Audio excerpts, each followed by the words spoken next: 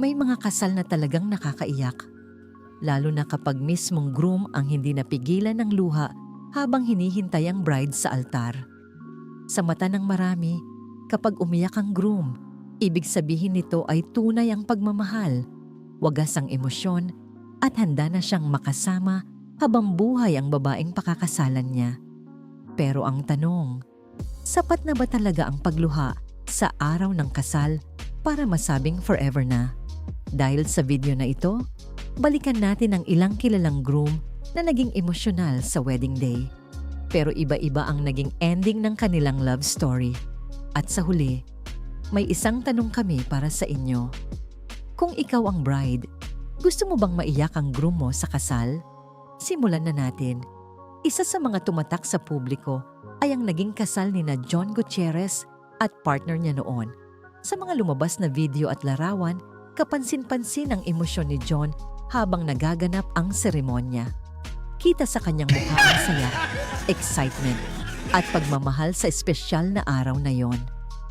Marami ang kinilig at nagsabing ito na ang simula ng mas matibay nilang pagsasama.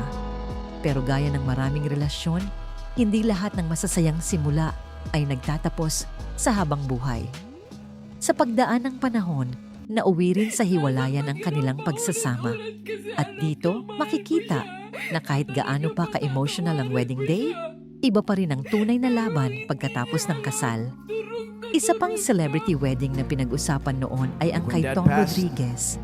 Sa araw ng kanyang kasal, marami ang nakakita kung gaano siya ka-emotional.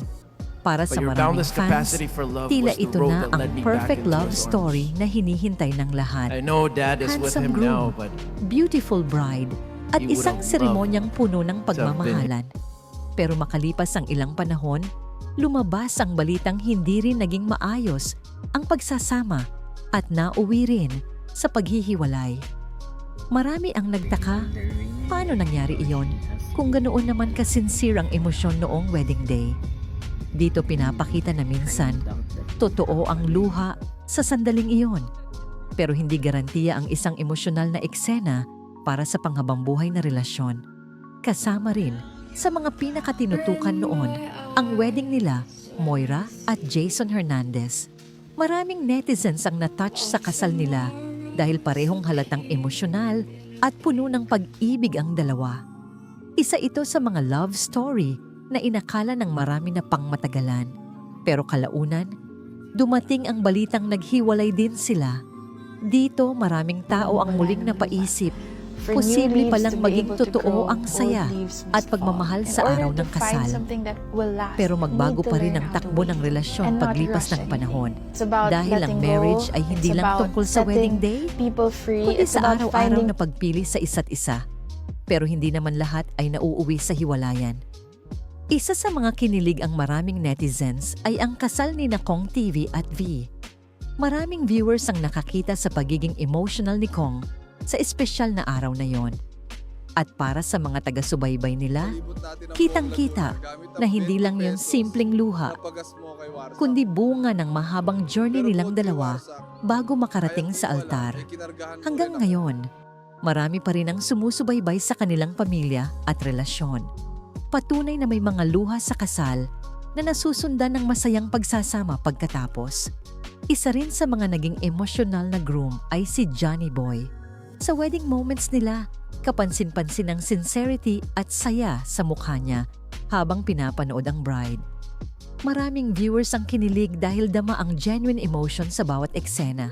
At para sa marami, ito ang klase ng wedding moment na simple pero totoo. Isa itong paalala na ang pag-iyak ng groom ay minsang hindi lang dahil sa drama ng event, kundi dahil sa bigat ng pangakong gagawin niya sa araw na yon. At syempre, isa sa pinag-uusapan ngayon online ay ang kasal ni Kamangyan Vlogs. Marami ang naantig sa reaksyon ng groom at sa emosyonal na eksena sa mismong seremonya.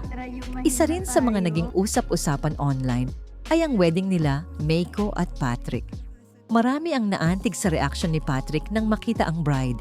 Kitang-kita ang emosyon at sincerity sa sandaling iyon. Sa dami ng nanood, marami ang nagsabing ito ang isa sa mga genuine groom reactions na talagang tumatak. At para sa maraming viewers, ganitong klasing luha ang simbolo ng tunay na saya at pagmamahal. Ngunit sa hindi inaasahang pag-ikot ng panahon, ang dating kwentong puno ng pangako at luha ng kaligayahan ay nagbago rin. Sa kasalukuyan, usap-usapan na naghiwalay na sina Patrick at Meiko.